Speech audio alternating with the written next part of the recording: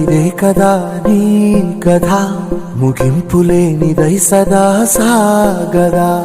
ఇదే కదా నీ కథ, ముగింపులేనిదై సదా సాగదా.